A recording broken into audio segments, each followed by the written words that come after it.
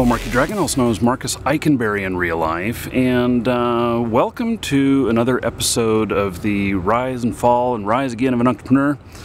And I got something here that I'm pretty passionate about, and that is my passion for what I am doing as an entrepreneur.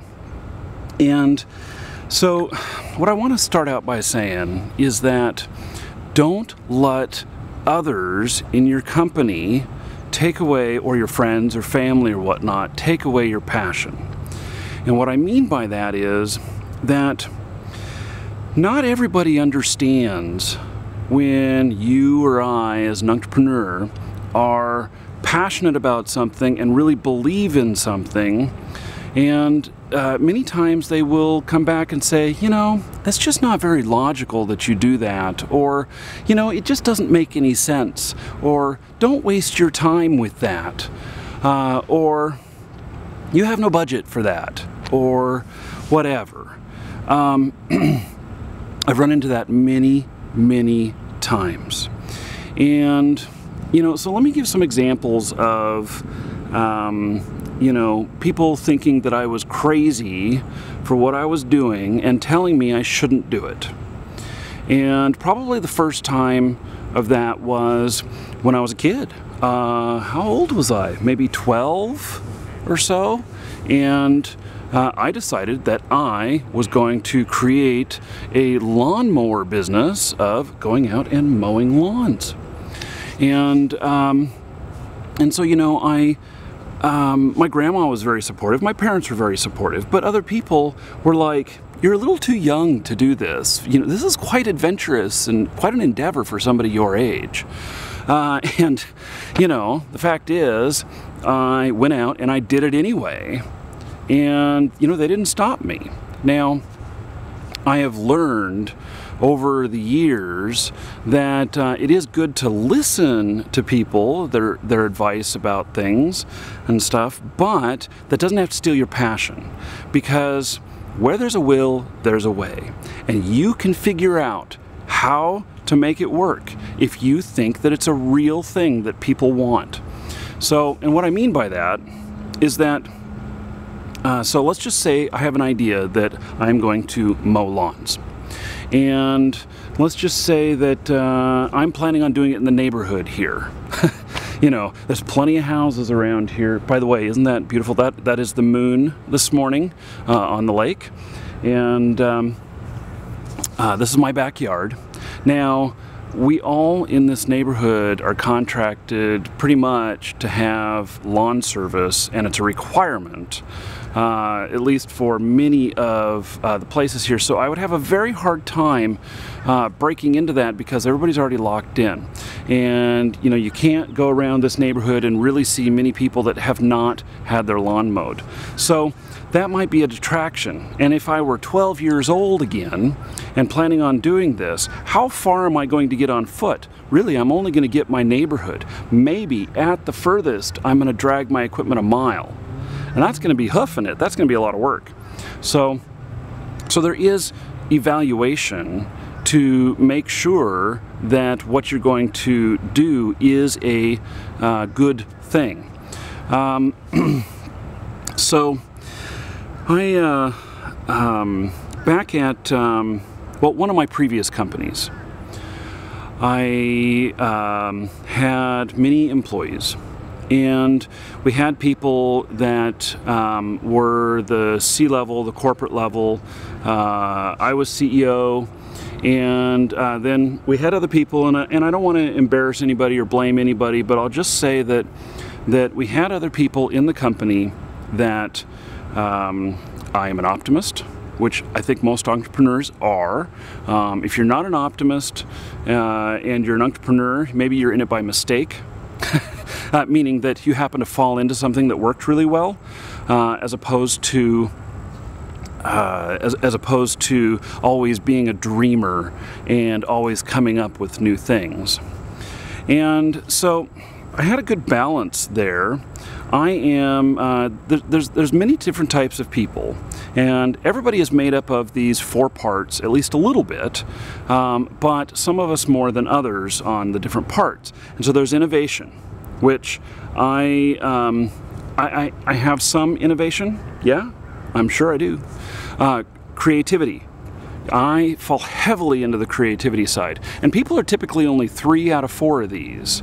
There's one that people are typically really bad at, and then there's evaluation. Evaluation is what I'm horrible at. And then there's action taking, which obviously if I weren't taking any action I wouldn't be getting anything done, and nothing would have ever happened. So obviously I have some action in there, although I don't consider myself an action taker, although golly, I am busy all the time working on my stuff. So I guess I am an action taker.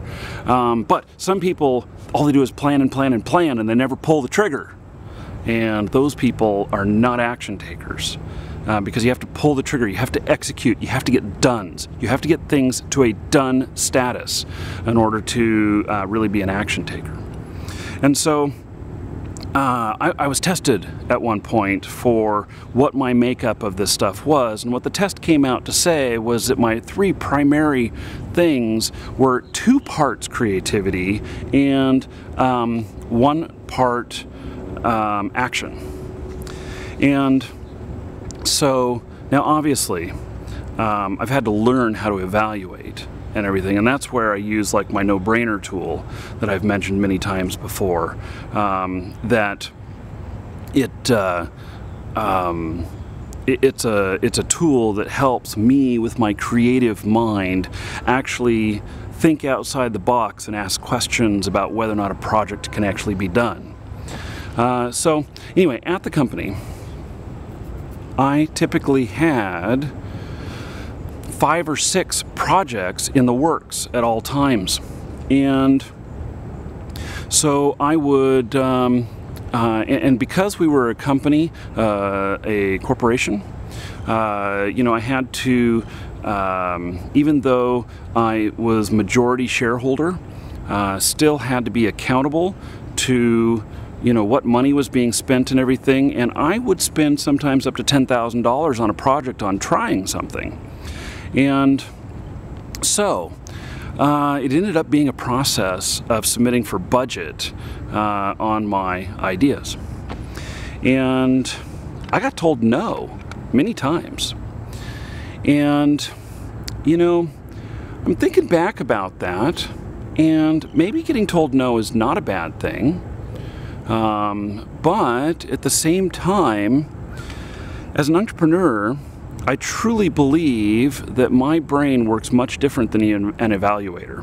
Somebody who's an evaluator is an accountant, a statistician, you know, a person who assesses risk, and, you know, they might be a type of person who does a lot of daily operations as well in a company, you know, because they're always evaluating, making sure that everybody's doing their job and stuff. So that's it's a necessary part, but I was getting denied on a lot of things, and it was very frustrating, very, very frustrating. And so, you know, I would rework things and I would try them again and everything, and sometimes I would just believe so strongly in a project that I'd be like, I don't care whether I have approval or not, I'm doing it anyway.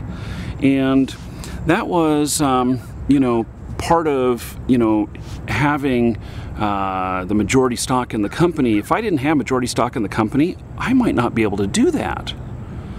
But I was able to do that, but then it caused a rift with the others telling me that I shouldn't be doing that project. Now, looking back, you know, did any of those projects that I said I was going to do anyway, did any of them pan out and really produce an income? A couple of them did. Majority of them failed. But at the same time, when I started, you know, doing all of these different projects and everything, I would probably have 1 or 2 successes out of 10 projects. And so I would try these different things, trying to do proof of concept and everything. And, So a lot of them would just, they'd sound great on paper, they'd look great, you get them all built and up and running, and it looks really great, and then nobody responds to it. The market doesn't buy it, or the market doesn't engage with it and everything. And then you're like, well, okay, obviously I missed something on that.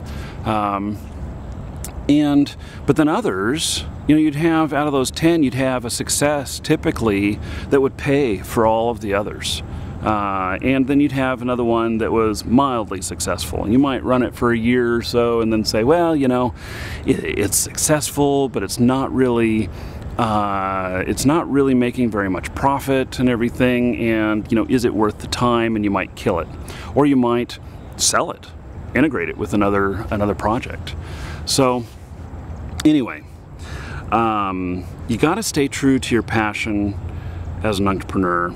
You got to be willing to listen to others, but you at the same time need to be, if you believe it's going to work it. Make it happen. Because without those kinds of projects, we don't have anything that's groundbreaking. Let me give you another example of that. Working with Neosland and NeoJack, the company NeoJack, and we've been working with the design of Neosland, the game. And so what I realized right off the bat with working with them is that when people came up with ideas, they said, oh, we can't do that. And it was preconceived thoughts about whether or not something would work in a game. And so what I did was I said to them, I don't want you guys here in the round tables. This is brainstorming session. I don't want any feedback coming in saying, oh, that part won't work. And then just stops everybody. And so we asked them to not be there. And then we turned around, we did these sessions, and then we came up with an end idea. And these end ideas, a lot of times they said, wow, this sounds really great. I have no clue how we're going to do it. And the little components along the way, some of them they would have said no, no, no. But by presenting an end package to them and saying, okay, this is what we want. We're telling you this is what we want. Why don't you see if you can figure out a way to get there? Never mind the couple of no's along the way. How do we get there? How do we get that point to that point? And something pretty incredible happened. They started figuring it out and getting those things designed, and those are being put into the game. So, no, not everything, because there's some things that they still look at and they evaluate, which is a good place for them to be, an evaluation. We're the dreamers, they're the evaluators, they're the builders, they're the operations. And they've said, well, we just can't figure it out, or we could figure out how to make it happen, but the cost of putting it in is too high, which means that there's not much profit. And this all being a business, it's all about, in the end, it's about the profit. I mean, in the end, it's about your passion, about, your commitment to a project, about your service to the people you're serving and all of that. But it also has to pay. Somebody has to pay. Something has to pay. And if you don't have that thing that pays, you don't have your other product. It's as simple as that, if it's a business. If it's a hobby, or if you are volunteering your time, it's a totally different thing. It's a labor of love, is what they call those. And I'm talking about entrepreneurialism. So, anyway, thank you for watching this video. And don't forget, that your crazy ideas, you need to do a self-evaluation. But if you think you can pull it off, you might change something in the markets that you're working in and have something groundbreaking. And if you have that one really groundbreaking thing, instant millionaire. I mean, you can really hit success that big. But with searching out successes that big, you're going to have a lot more failures. A lot more. So, anyway, I'm Marky Dragon. Take care.